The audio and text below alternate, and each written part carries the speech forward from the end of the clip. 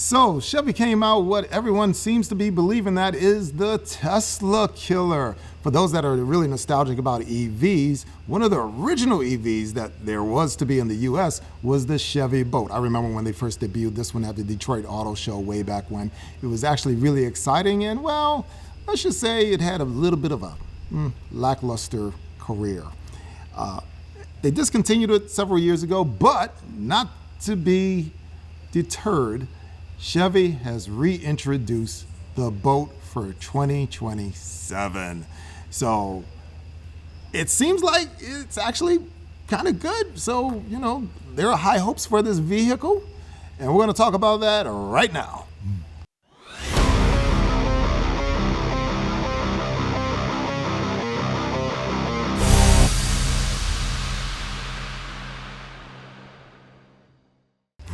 All right, Tone.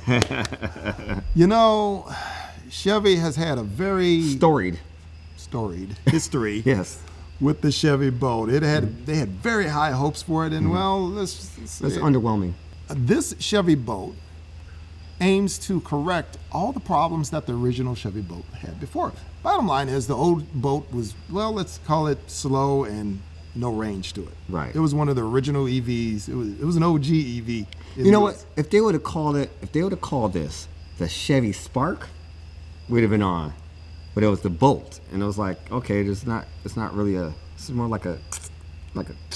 Yeah, it was a little bit of a letdown. Yeah. Well, Chevy has actually attempted to correct this.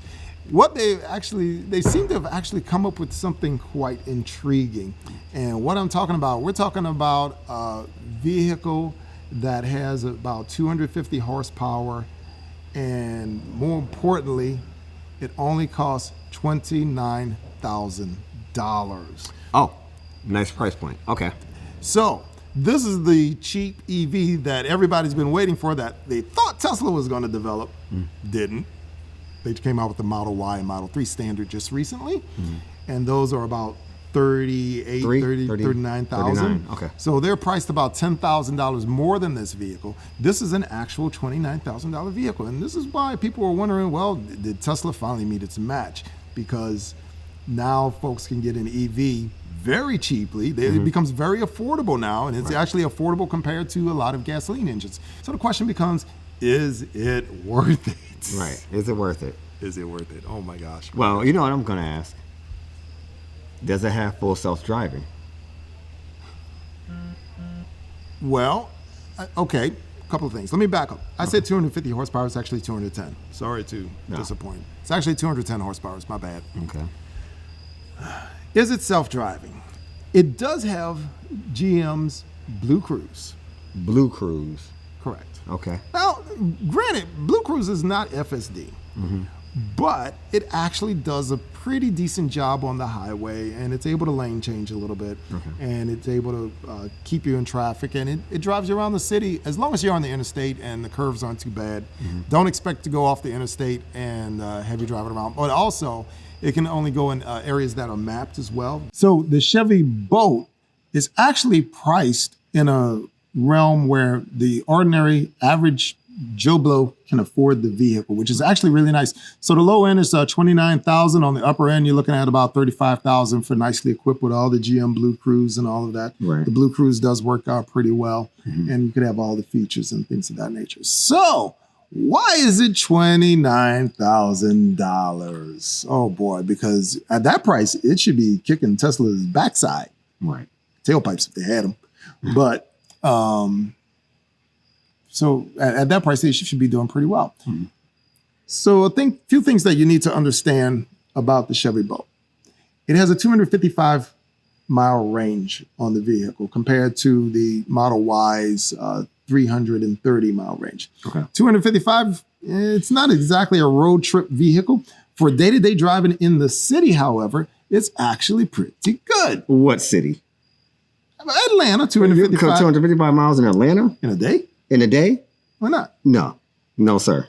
If you live in Jonesboro, which is South Atlanta, y'all, South Atlanta, and you go up to Alpharetta and then come back and you're sitting there, because remember, it's 255 miles if you were to go straight.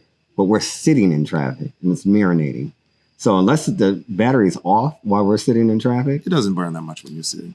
I don't know. Believe it or not, it really doesn't. It's actually pretty good. So what we need to do, Chevy, we need a test drive. We need to test it in a real urban environment, such as Atlanta Metro.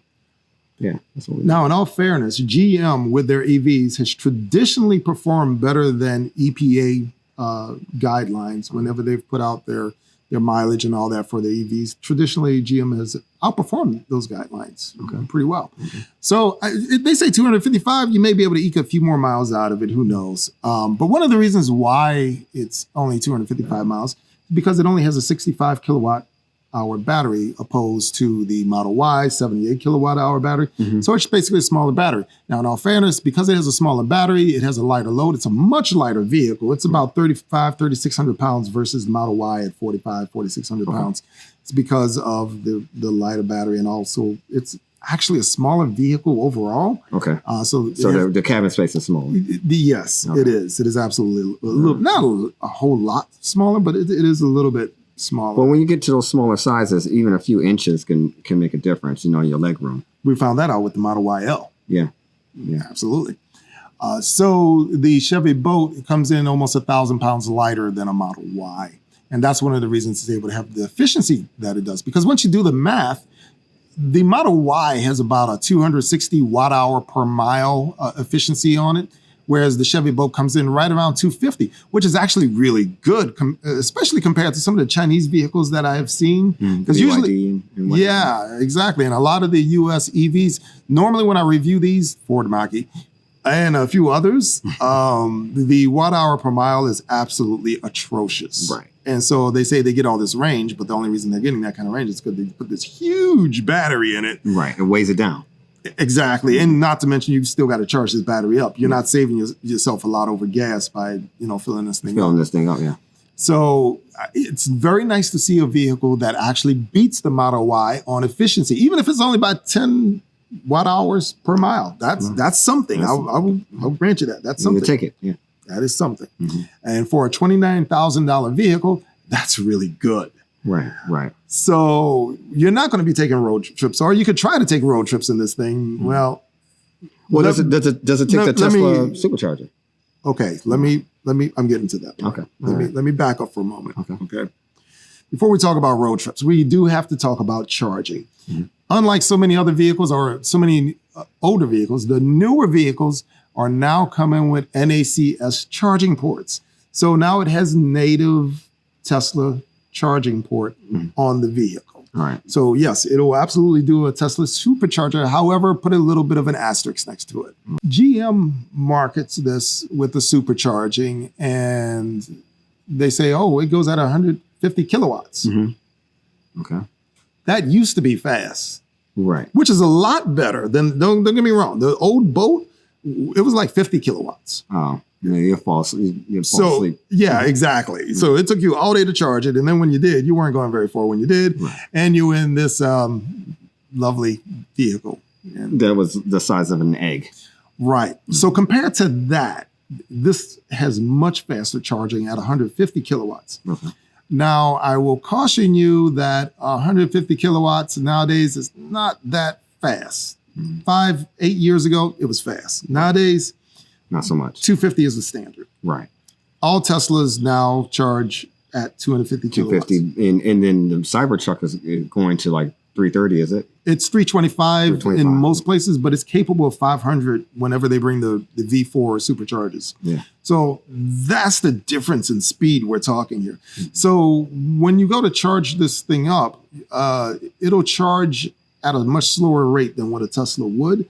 And so it's just going to take you a little bit longer at a supercharger. Right. And that's why I'm saying this may not be your prime choice for a road vehicle, because like I said, I've taken my truck cross country, right, and I've done it at 250 kilowatt. I've done it at 325 kilowatt chargers all the way across country.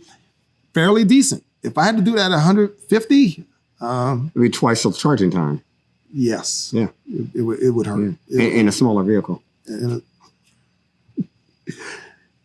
you might need to take the dog for a little bit of a walk every single time. So I don't recommend it for real cross-country trips, but for the urban dweller, the road warrior inside the cities, it might work. It might work. Yeah. How about the Uber driver? The Uber driver could Yeah. See, they do over 255 in no time. Yeah, and then you have to sit there at the charger for a minute. Yeah. But if you're going to sit it at home and charge it overnight on a home charger, that's not a big deal because those only normally go at 11 kilowatts anyway, typically. Okay. So you can do up to 150 kilowatts of DC charging. The AC charging should be about the same. We'll see about that. But between the range and the battery, this is an urban car for real. So those are some of the drawbacks with the vehicle. It's a little bit smaller than the Model Y in terms of cubic space in the back. So you're not going to fit as much stuff. And so I think this is a viable alternative for those that cannot afford a Tesla or don't want a Tesla. I think this new Chevy Bolt might be for you. I think it might actually be a really good vehicle. Well, doesn't Kia have, so it wouldn't compete with Kia if that's the case? It would absolutely compete with Kia. Yeah. Kia would be in trouble. Yeah.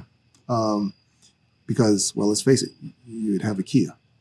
Who wants that? Well, I mean, if their cars look nice. I'm not going to bang them. Their Kias do look nice. They look nice. But their maintenance is well. I mean, don't they have a warranty up to 100K, or is that just the honestly? Gas I don't remember. Yeah, the gas vehicles. I know they used to have up to 100K that would have a powertrain, but there's no powertrain per se. Yeah, so, it's a battery. It's the battery. So I don't know, but yes, the Chevy. The Chevy Bolt is actually kind of in a league of its own because Kias cost more than that. They cost more than a Model Y. Oh, yeah. Okay, I thought for some reason I remember we went to the car show in New York, the International Car Show, and I remember Kia had a smaller vehicle that was an EV, if I recall. It could have been the EV3. I don't remember seeing that one launch recently. Okay, I got to take a look at that one. Yeah. We do have to take a closer look because I remember the EV6 and we looked at EV9. Right. We did those, and the EV3 we didn't really get into it. I just saw it, Guys, if you have seen a Kia that's comparable to the Chevy Bolt, go ahead and let us know. Tell us about it. We'd love to learn more about it. And we do need to test drive these. We need to get out there and see. We do need to get out there. Yeah. We're definitely going to be getting out there for sure. So you can look forward to more test drives from us on the channel and see how Tone squirms in the seat. Yeah, I won't be in there. Yeah, you know what?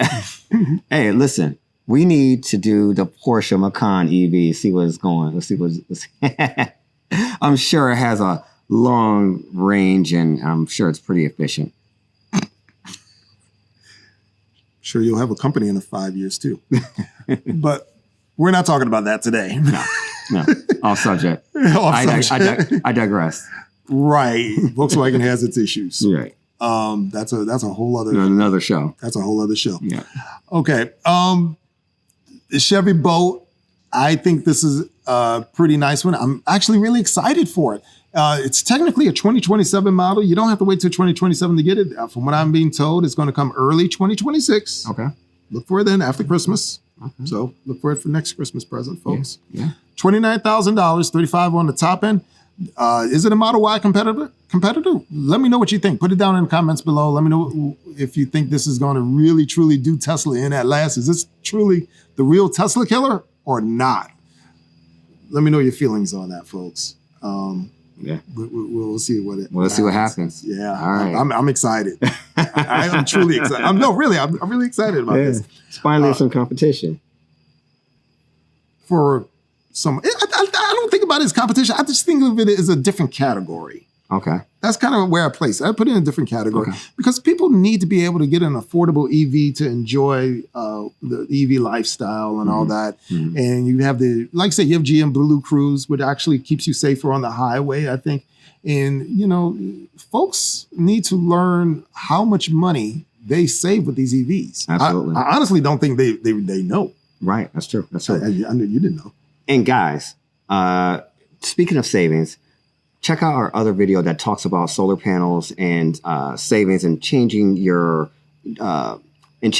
power plan so that into like an EV plan and things like that. We have a podcast all about that, about saving power. So when you're thinking about getting an EV, also think about how you can save on your power bill and have those EVs charged on, what you say, sunshine and rainbows. You got it. My truck just finished charging a little while ago. So sunshine and rainbows, folks. Highly recommend it. Well, thanks for joining us. Don't forget to check out our other videos. Oh, I did do a whole charging video as well. Yeah. We're getting ready to get that one out. Yeah. It should be out by the time this one's out. Whole charging video. Look into the channel to learn more about these EVs. And, well, like I said, let us know what you're thinking, what you'd like to see. Until then, Beast.